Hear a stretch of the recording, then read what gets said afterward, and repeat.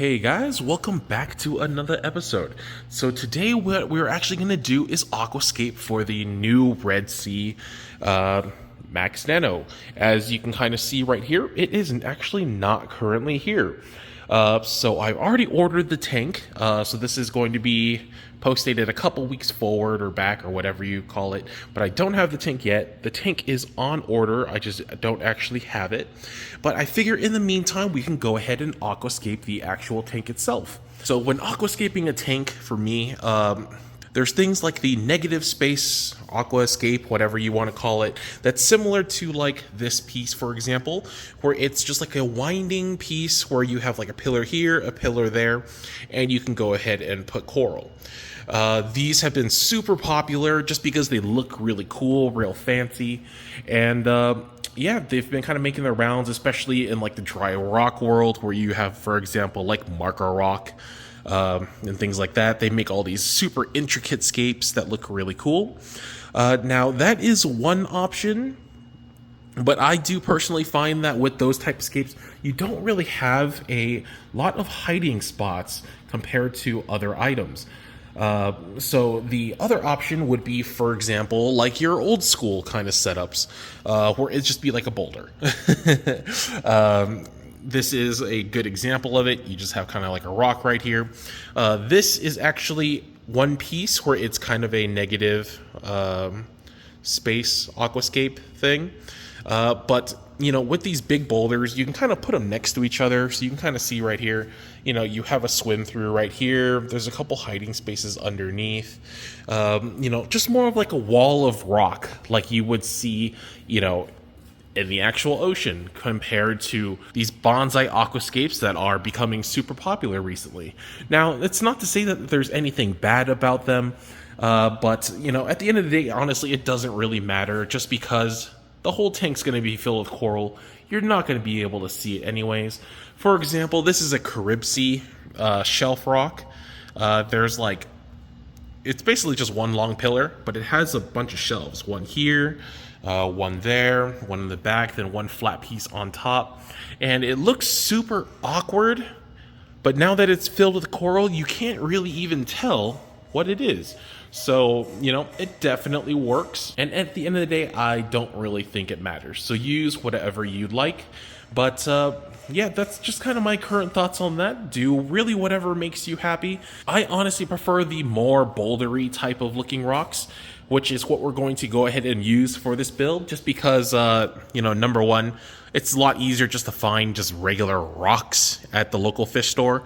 And also, these negative space aquascape things that you see, they're kind of expensive. For like a little scape, some people are charging like 150, 200 bucks.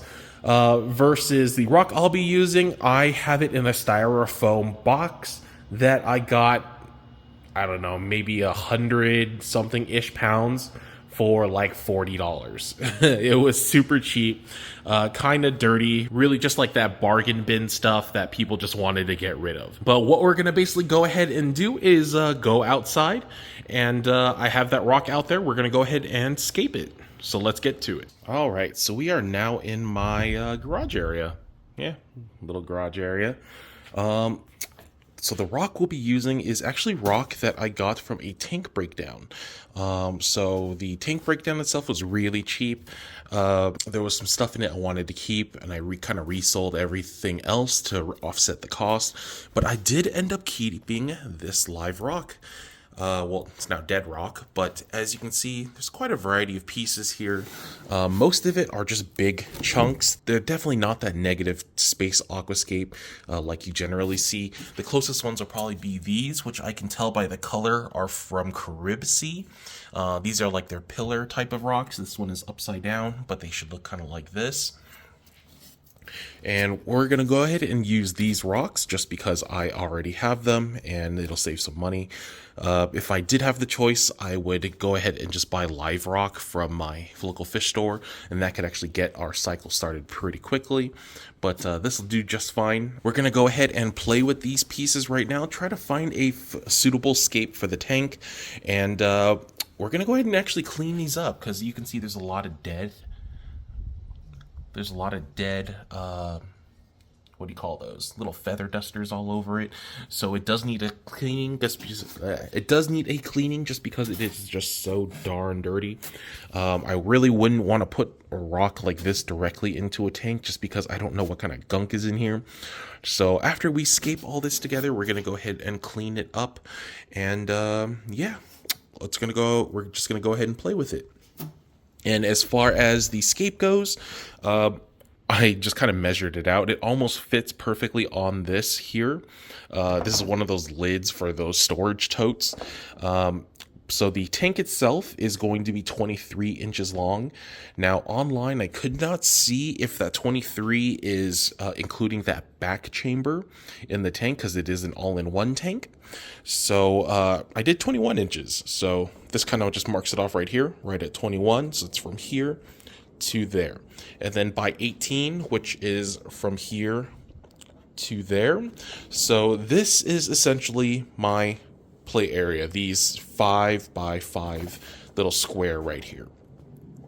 Like I said, I don't know if it included that back chamber or not, but that's okay. We'll just cut it short a little bit just in case, just to make sure our aquascape does go ahead and fit.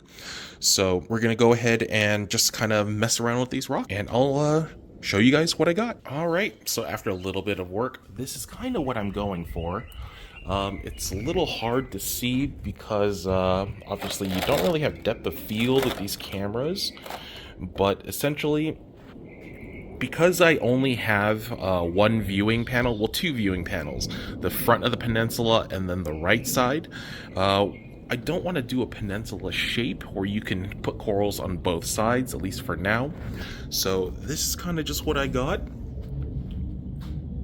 You do have essentially one area right here. You can put like mushrooms, zoas, whatever. You do have some higher points in the tank if you wanted to do like torches or SPS. You do have, for example, a couple hidey spots here and there. You do have a nice little corner area. And then I do kind of want like an open area here, just for some more softy type of coral. But that is kind of what the look I'm going for. I think this is what I'll stay with for now. It looks like it'll be just fine. There's like swim through right here. You know, there's a little hidey spot right here. So it should be enough for the fish to hide. You know, they'll be able to kind of do their own thing and not get too freaked out. But what we're going to go ahead and do now is, in a little bit, I'll go ahead and I'm actually going to pressure wash all these pieces. And what I want to do is get off all these dead feather dusters right here. I don't have to worry about it being too dirty and causing any type of like a nitrate spike or anything. But you can see there's a lot of feather dusters, and I just want to clean up this rock a little bit. I don't want to do anything like muriatic acid or, you know, any type of acid really. I don't want to put any type of chemical into these rocks. So we're just going to spray it down real good, get as much dirt out of it as possible, and we'll just leave it at that.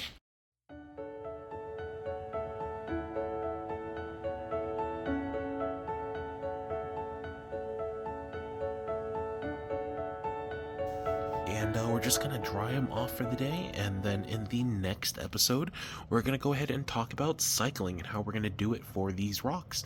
But thank you guys as always for watching, and I'll see you on the next episode. Peace.